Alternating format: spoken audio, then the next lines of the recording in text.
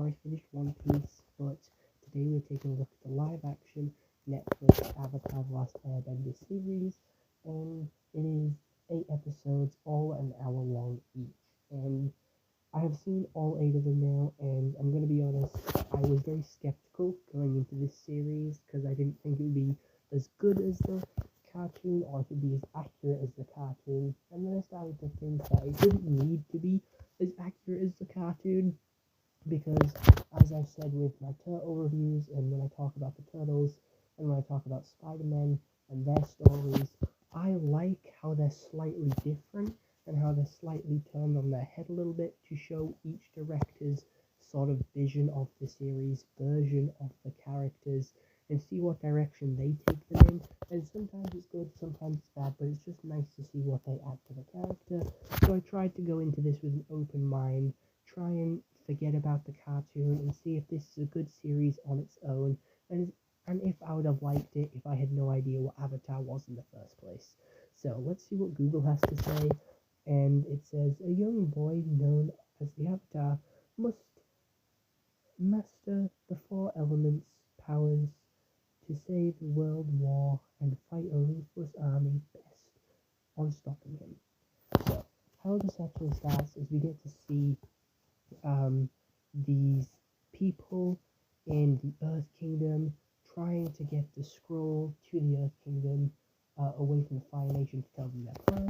We see the Fire Lord being like, hey, I wanted you to do that, so now we can have everyone focusing on helping the Earth Kingdom so we can go and attack the Airbenders and destroy them. So we actually see them take out the Airbenders and destroy most of the southern, eastern air temple. I forget which one it is. We see the Fire Nation, and we see them burn down the air temple.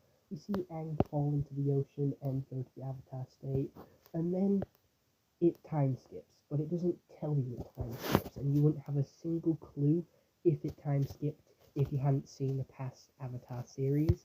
We then have it just skip to Katara waterbending. We then have Sokka, they go out fishing, and they find Aang, and he comes out of the iceberg. They go back to the village, they tell him he's the Avatar, and they're like, hey, 100 years have passed, and Zuko's coming for him. He tries to find Appa, and that's pretty much it. He hands himself over after Sokka defends him, trying to battle for him, and just keeps it between him and Zuko. Aang gives himself up, Aang escapes, and there is no big fight on the Fire Nation ship. He just hops on Appa and flies away. They go to the air temple, and he gets angry. He goes into the Avatar state, almost kills Katara and Sokka. They don't actually give a shit. They don't bring it up being like, hey, what the fuck is this? They just be like, cool, what was that? We then have them continuing on their journey throughout the world, and they hit Kyoshi Island. We have Sokka falling in love with Suki. We have them training together and fighting together. We have Aang turning into the female Avatar, I forgot her name, fucking Kyoshi Island, Kyoshi Warriors. Yes, he turned into Kyoshi, and we never actually saw the giant worm. We never actually saw the penguin sleds. But again, as I said at the start, I tried to go into this with an open mind, so I'm trying to not pick at the differences, because there's a lot of differences, and there's going to be. And I could sit here and list all the differences and all the story changes, but I'm not going to do that because we'd be here all day. However, something that I do want to touch upon is they do bring in story points from season 2 and 3 into season 1, and they merge stories together. So just putting that out there, but I'm going to continue with the storyline because we are heading over to Omashu, where we meet the inventor, Jet, and Boomy all at the same time. And we have all 3 of those stories running together, but they've merged them with the inventor being a traitor to the Fire Nation, giving him sort of general plans, and Jet tries to, end him, basically assassinate him and the king at the same time, and Katara and Sokka stop them after befriending each one individually, and then Aang gets captured fighting Zuko in the streets, and so does Iroh. Iroh and Aang get captured, they get put in prison. Iroh gets sent off to the pit, Zuko saves him, and he lets Aang disappear and go off on his own whilst he's taking Iroh back to the boat because he's injured and he loves his uh, uncle. And we have a flashback of Zuko at Iroh's son's funeral, and he sits with him, and we just get to see a little bit more of their bond. And Aang fights Boomy, stops Boomy, saves Boomy, does all of his tasks, and then leaves. So they go off to another place, and they find this forest which is burnt down, and we don't like this burnt down forest. So we go to the spirit realm, and he brings Sokka and Katara with him, and they see the giant owl of knowledge. They get attacked by the forest spirit, and Katara and Sokka get captured by Ko, the face stealer, and then Aang leaves the spirit realm after meeting with his friend from the temple and gonna go talk to Avatar Roku to help figure out what Ko wants to save Sokka and Katara. We also have Azula's story continuing here with her hearing about Zhao and trying to help Zhao by sending him warriors. We see her talking to Ty Lee and May, saying how she is supposed to be the heir and how she's not good enough. So we already see Azula's collapsing mental state this early in the series at like episode 4, where she's starting to lose it and everything's not perfect. And she's playing a lot bigger role in season 1 than she did in the actual cartoon. So we're going to probably see a lot more of her, Ty Lee, and May over the coming seasons as well. But that's it for episode 5. And moving on to episode 6, we continue with the gang. Episode 6 sees Aang going to the Fire Temple of Roku and actually getting to visit him and speak to him. Unfortunately, this doesn't end well as some of the monks turn on the other monks and actually hand Aang over to the Fire Lord, where he's put into custody and captured. And then Zuko puts on his blue spirit mask and goes to invade and goes to save him, which is very exciting. We get a little bit more connection between these two, and we also get a little bit more backstory and connection between Iroh and him, seeing why he got kicked out of Fire Nation, and he's literally for just saying that a plan was wrong for putting lives at risk, which I don't think is a very big deal. And, you know, why did no one else care about the lives at risk? So he was kind of the only one who had that view, and that's why he was kicked out, which was a little weird. But anyway, these two had the Agni Kai. We don't see Katara or Sokka for this entire episode. They're just chilling in Ko's cave. And that's pretty much it. That's all that really happened in this episode until episode 7, where Aang managed to save the other two and get them out of Ko's cave. And it was done really quickly. I'm going to be honest, he literally just threw the totem down and then dipped. There was really no conflict there. He just grabbed them and ran. Then we have them traveling to the north and having a feast, learning about the ways of the north, the Avatar being underestimated, him going to talk to yet another past Avatar, a waterbender this time, who says you shouldn't have friends and you should be alone. And Aang doesn't like that, and he wants to do his own thing, and he does try and push Sokka and Katara away, but then they don't like that and come back together, and they all get prepared to fight the Fire Nation. And that's where the episode ends. They're all prepared for war. Episode 8, the final, the grand final, we have them destroying a single Fire Nation boat and then seeing the rest of them and being, oh shit, there's too much to go for. Azula refuses to do what her dad says and says she wants to go out into the real world and start fighting crime and doing crime and basically just being a general. And Ozai allows that, and she takes down Omashu and capturing King Bumi. And that was very scary.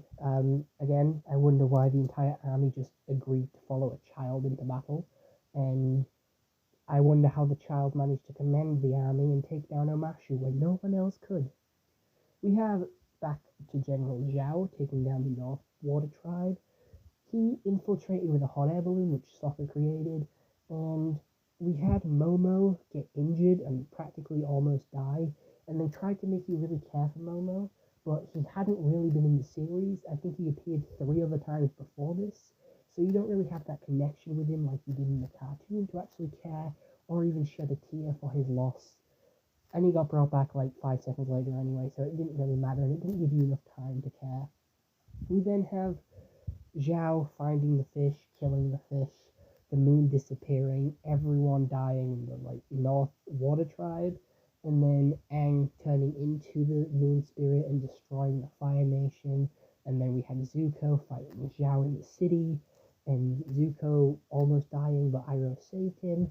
Iroh and Zuko then sneak away out of the village. We have Katara unlocking her true potential, mastering the powers of ice and water, and them giving up, I forgot her name, the Moon Girl to become the Moon Spirit, and yeah, Aang turned back into Aang, and then they go back on their quest to go back to Omashu, but oh wait, no, Azula took Omashu. And that's where the series ends, and I'm gonna be honest, going into this, because I have watched Avatar, I couldn't help but notice the differences and notice the changes. However, I did try and overlook them and see this as more of a reimagining instead of a retelling of the story, because again, you cannot create a one-for-one series. That would be boring if it was exactly the same, just done in live action. They're trying to change it up a little bit to make it a little bit more interesting, a little bit more modern, and to basically do with the times. And I'm going to be honest, I enjoyed it. I've watched it once, I probably won't watch it again, so you can already tell it's getting a 6 out of 10. It isn't perfect, it isn't the best show that I've seen, and there is characters which I do prefer other than others. With Iroh, I think the casting is really good. He hits the marks, and the sweet old man, I genuinely just don't know his voice, because I'm used to the Iroh voice. I'm used to Iroh, oh, Prince Zuko, you must drink some jasmine tea. I'm used to that good old Iroh voice, and his voice was the only thing which sort of took me out of him from being Iroh. And we have Zuko. Zuko was perfect. His voice was very similar to Zuko's, with his honor that he must regain. He must regain his honor. He didn't say honor as much as he probably should have, but he was still good. He is a Zuko that I can see as Zuko. And then we also have Katara and Sokka. I see those two as Katara and Sokka. They were really good. My only two nitpicks is with Azula. She doesn't look menacing enough, and she doesn't look villainous. Azula from the show was always had this menacing sort of character design and menacing presence. However, this Azula actress, again, I know she can't do anything about how her face looks, but she doesn't look threatening. She doesn't look dangerous, and that is the only thing drawing me out from Zula's presence, because she's supposed to be this big bad who's super smart, super intelligent, super acrobatic, and super, I don't know, tough to go up against. And if you look at her actress, she doesn't look anything like that. She looks sweet and kind. So, there's that. Aang looks like Aang, but his voice is just so monotone. He doesn't have emotion. He's just saying the same thing with the same serious tone all the way through the film. All the way through the series. He just has this serious tone about him, which Aang from the show didn't have. Aang was quite happy and upbeat. And again, I know I said I didn't want to make similarities, and I didn't want to make links back to the show, but again, I don't know, just watching this as a show on its own, trying to be its own thing, the main character having such a monotone, empty voice, isn't good. Like, Sokka brought it up with the comedy. Yes, I did laugh at some of his jokes, and I was audibly laughing, so it does have its funny moments, and it does have its serious moments, and that's when Aang works best. He works best in the serious moments, but there is other moments other than the serious moments. So his voice just, he needs to, like, I don't know, move his voice a little bit. Instead of just this serious monotone, I need to be the Avatar, I need to do this. The weight of the world is on my shoulders, and I'm failing as the Avatar, and he's just so moody and miserable all the time. You don't really see him smile. You don't really see him having fun. He does a little bit on Kyoshi Island, where he goes and plays with the kids, but he doesn't do anything else other than mope around. This is the one image I could find of him smiling, and it's when Sokka is being made fun of for liking Suki. That is it. That is the only time I can remember him actually having a smile and a giggle on his face, and that was all the way back in Kiyoshi Island, episode 2 or 3, I believe. I could be wrong. Episode 2, maybe. I don't remember. I watched all the episodes. I don't remember which episode was which, especially when they jumbled up the story a little bit, and especially took things from season 2 and 3 from the cartoon and plunked them into season 1. I'm excited to see Toph. She's one of my favourite characters. I hope she's still mean to Aang, and I'm excited for the future of this series. I hope they get on it quick so we don't have the Stranger Things effect with these characters. And that is it. That is all my nitpicks. That is all the stuff that I have to say on it. It's got its serious moments. The bending is really good. The animation CGI on the bending's great. The animation CGI on Momo and Appa, they're ugly as fuck, and they're barely in it. I guess they just couldn't afford to have them in it that often because of how big they are and how much they need to be animated. But they were there for like a little bit. They're still ugly though, so I'm glad that they didn't get that much screen time. But the bending was cool. The water bending going around, the fire bending. The earth bending was a little rocky. It did feel a little bit slower than the rest of them, but again, it technically should. Earth bending should be a little bit slower than the rest due to it being heavy rock compared to like fast moving fire and water. It's earth. It's gonna move slow.